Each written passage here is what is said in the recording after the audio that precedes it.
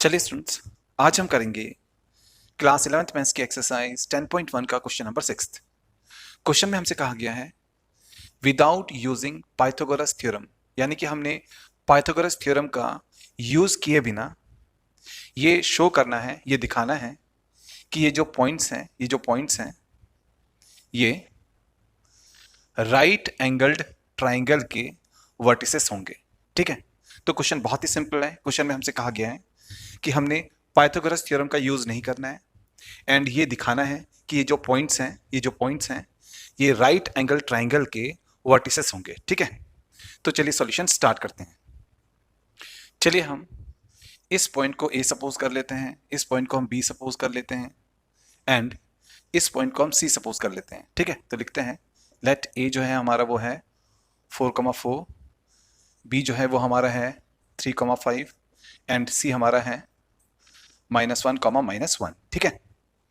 तो यहां पर हमने ट्राइंगल के तीनों वर्टिसेस को उनके कोऑर्डिनेट्स के साथ में यहां पर लिख लिया। ठीक है, चलिए अब हम ट्राइंगल के साइड ए बी का स्लोप निकालते हैं। ठीक है, तो लिखते हैं slope of side A B.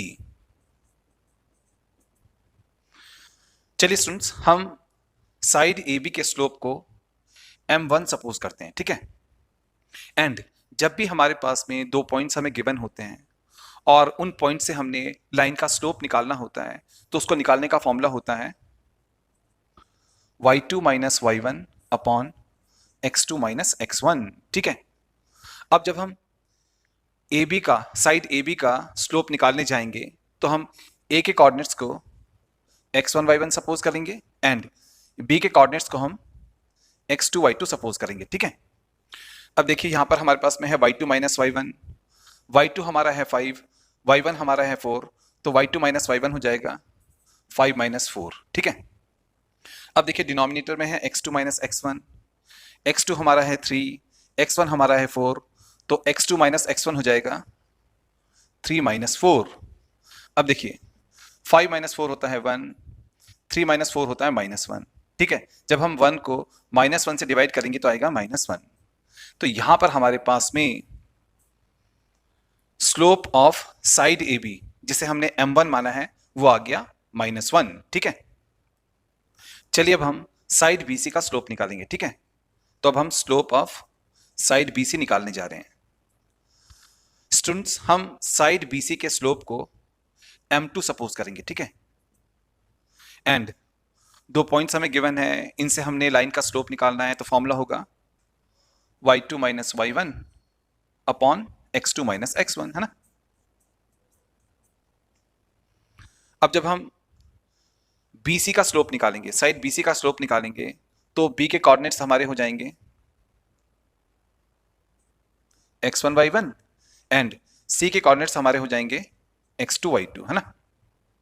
अब देखिए हमें चाहिए y2 माइनस y1, y2 हमारा -1 है, y1 हमारा 5 है, तो y2 माइनस y1 हो जाएगा -1 -5, है ना।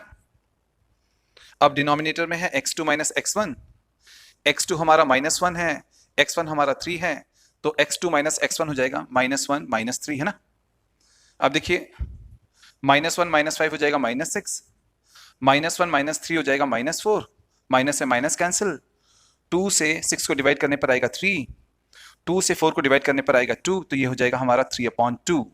तो यहां पर हमारे पास में साइड BC का स्लोप आ गया जिसे हमने m2 सपोज किया है वो आ गया 3/2। ठीक है, चलिए अब हम साइड AC का स्लोप निकालते हैं। ठीक है, अब हम साइड AC का स्लोप निकालेंगे, तो अब हम निकालने जा रहे हैं स्लोप ऑफ साइड AC। इसको हम m3 सपोज करेंगे। ठीक है, फॉर्मूला वही रहेगा y2 minus y1 upon x2 minus x1। अब जब हम AC का स्लोप निकालेंगे तो A के कोऑर्डिनेट्स हो जाएंगे x1 y1 एंड C के कोऑर्डिनेट्स हो जाएंगे x2 y2। ठीक है, अब देखिए हमें यहां पर चाहिए y2 माइनस y1, y2 हमारा है -1, y1 हमारा है 4, तो ये हो जाएगा -1 -4। अब डिनोमिनेटर में है x2 माइनस x1, x2 हमारा है -1, x1 हमारा है 4, तो x2 माइनस x1 हो जाएगा -1 -4। ठीक है, अब देखिए -1 -4 होता है -5, ऊपर हो गया -5, नीचे भी -1 -4 है, ये भी हो जाएगा -5। तो माइनस से माइनस कैंसिल, 5 से 5 कैंसिल, तो आएगा यहाँ पर हमारे पास में 1। तो यहाँ पर हमारे पास में साइड AC का स्लोप आ गया, जिसे हमने M3 सपोज किया है, वो आ गया 1। ठीक है, अब देखिए स्टूडेंट्स, आपने अच्छी तरीके से याद रखना है, अगर दो लाइंस के स्लोप्स का प्रोडक्ट -1 आता है तो वो दोनों लाइंस एक दूसरे के ऊपर परपेंडिकुलर होती हैं। वो दोनों लाइंस एक दूसरे को जहां पर भी कट करती हैं वहां पर 90 डिग्री का एंगल बनता है। ठीक है, तो इस बात को आपने अच्छी तरीके से याद रखना है। अगर दो लाइंस के स्लोप्स का प्रोडक्ट -1 आता है तो समझ लीजिए कि वो दोनों लाइंस एक दूसरे के ऊपर परपेंडिकुलर हैं। ठीक है, बस इसी कंसेप्ट पर हम इस क्वेश्चन को भी सॉल्व करेंगे। ठीक है, अब देखिए स्टूडेंट्स, यहां पर भी हम ट्राइंगल के ऐसे दो साइड्स के स्लोप्स को ढूंढेंगे, ठीक है, जिनका प्रोडक्ट -1 होगा। अगर हमारे पास में यहां पर ट्राइंगल के ऐसे दो साइड्स के स्लोप्स हमें मिल गए जिनका प्रोडक्ट -1 होगा, तो समझ लीजिए कि उन दो साइड्स के बीच में 90 डिग्री का एंगल बनेगा, वो दोनों साइड्स एक दूसरे के ऊपर परपेंडिकुलर होंगे, तब हमारा जो ट्राइंगल है वो एक राइट एंगल ट्राइंगल हो जाएगा। ठीक है, तो हम लेंगे स्लोप ऑफ साइड AB को जो कि है M1, एंड हम लेंगे स्लोप ऑफ साइड AC को जो कि है M3। हाँ, तो हम लेने जा रहे हैं एक तो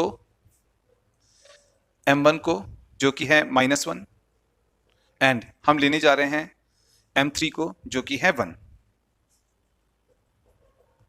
अब हम M1 एंड M3 का प्रोडक्ट करेंगे, इन दोनों स्लोप्स का प्रोडक्ट करेंगे। ठीक है, तो M1 इंटू M3 हो जाएगा हमारा -1 इंटू 1 जो कि आएगा -1। तो देखिए यहां पर हमारे पास में साइड AB का स्लोप एंड साइड AC के स्लोप का प्रोडक्ट आ गया हमारे पास में यहां पर -1। इसका मतलब यह हुआ कि जो साइड AB है वो साइड AC के ऊपर परपेंडिकुलर है, यानी कि AB जो है, देयरफॉर AB जो है वो परपेंडिकुलर है AC के ऊपर। ठीक है, अब देखिए स्टूडेंट्स, हमारे ट्राइंगल ABC में जो AB साइड है वो AC साइड के परपेंडिकुलर है। AB साइड AC साइड के साथ में 90 डिग्री का एंगल बनाता है, इसलिए हमारा जो ट्राइंगल ABC होगा is a right angled triangle होगा। ठीक है, तो यहां पर हमने प्रूव कर दिया कि हमारा जो ट्राइंगल यहां पर हमें गिवन है, जिसके वर्टिसेस यहां पर हमें गिवन है, वो एक राइट एंगल ट्राइंगल है। तो यह आ गया हमारे इस क्वेश्चन का फाइनल आंसर। ठीक है, आई होप स्टूडेंट्स आपको ये क्वेश्चन अच्छी तरीके से समझ में आ गया होगा, सारा कंसेप्ट यहाँ पर अच्छी तरीके से समझ में आ गया होगा। अगर आप इसी प्रकार से हमारे आगे के वीडियोस को भी जल्दी से जल्दी देखना चाहते हैं ताकि वो जल्दी से जल्दी आपके पास में पहुंच जाए, तो प्लीज़ आप हमारे चैनल को लाइक कीजिए, शेयर कीजिए, सब्सक्राइब कीजिए। ठीक है, एंड इसी प्रकार से हम आपके बुक के क्वेश्चंस या आपके जो भी एक्स्ट्रा क्वेश्चंस हैं उनके बहुत ही वेल एक्सप्लेन सॉल्यूशंस को जल्दी से जल्दी आपके पास में लाएंगे। तो मिलते हैं नेक्स्ट वीडियो में।